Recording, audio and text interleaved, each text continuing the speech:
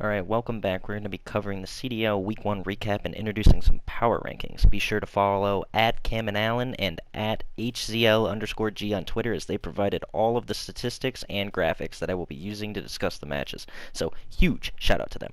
First off, we should talk about the current standings. We have 4 teams at 2-0, 4 teams at 1-1, 4 teams at 0-2, and I went 6-6 in my predictions. I'm hoping that's the worst my predictions will be all season, but it was entertaining to watch all these matches and to not know the outcome.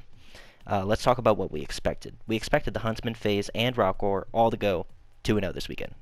I also expected the Ravens and the Mutineers to go 1-1 and the Empire to go 0-2. I did not expect the Legion to end up 2-0, and I didn't expect OGLA to be 0-2. Kind of shakes up a bunch of what we talked about in the prior to video. So now let's work on the power rankings I have here. At 12, we have the New York Subliners, who had a very disappointing outing this weekend. We expect a lot more out of this roster with this much talent. Zuma was a consistent threat on the map at least, and they beat FaZe in a domination match, outslaying them. So there is time for them to make these kind of improvements. We just need to see it. OGLA is going to be at 11. This team is kind of expected to start slow. They should have the game a bit more mastered by the time of champs. I just can't justify putting them higher than 10 at the most based on their performances. Number 10, though, is the Seattle Surge. These old men played 2 close games against 2 mid-ranked teams and lost both. This team needs an S&D kid. It needs a young blood. You just slide the S&D kid right into Enable's spot, and I promise you'll have better results than what you're having.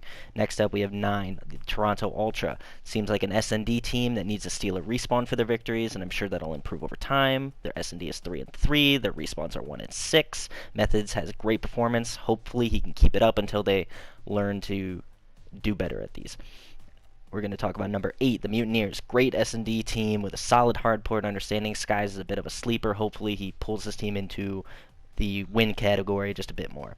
I slotted the Gorillas in at 7 just because it was hard for me to judge them based off losing their momentum with that forfeit, and hopefully Aches can pick up whatever kind of slump he is in because he is really dragging this team down.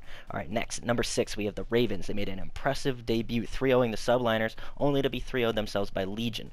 Wuskin having great showings, but I'm going to need Jerd to pick it up just a bit more in hard point for this team to be something. Number 5, we have the Rocker. After the map forfeit and the debut helping their momentum shift, they completely dominated in respawns following the rest of the weekend after that.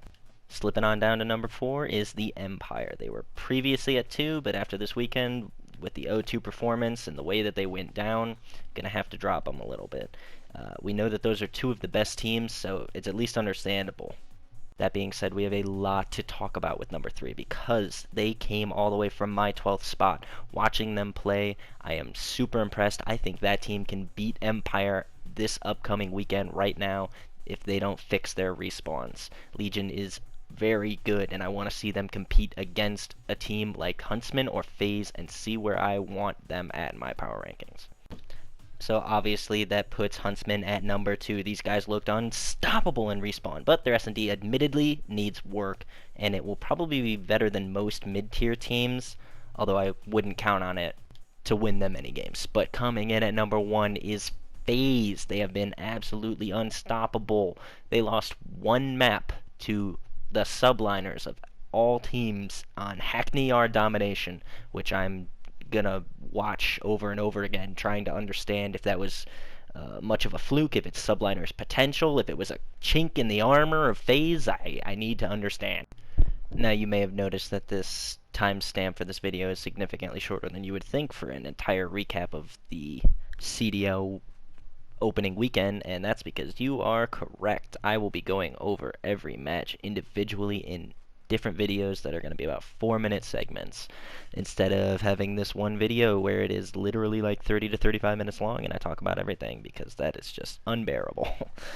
But it is a good time for me to promote a couple of things. Like, you can follow me on Twitter at pcod33, and I will also be having a podcast where me and David talk about the CDL, as he is as interested in it as I am, almost, and we have a fantasy league on Draft Buff, and we will be probably talking about both of those things for close to a half an hour, so that'll be your half-hour video if you want to sit there and listen to that. It'll be up probably Wednesday or Thursday, we're not sure which day yet, and stay tuned so you can see all the breakdowns of all the statistics from all the matches. See who needs to pick it up and see who needs to keep doing what they're doing. Hope you guys enjoyed this video, and I will see you in the next one. Goodbye.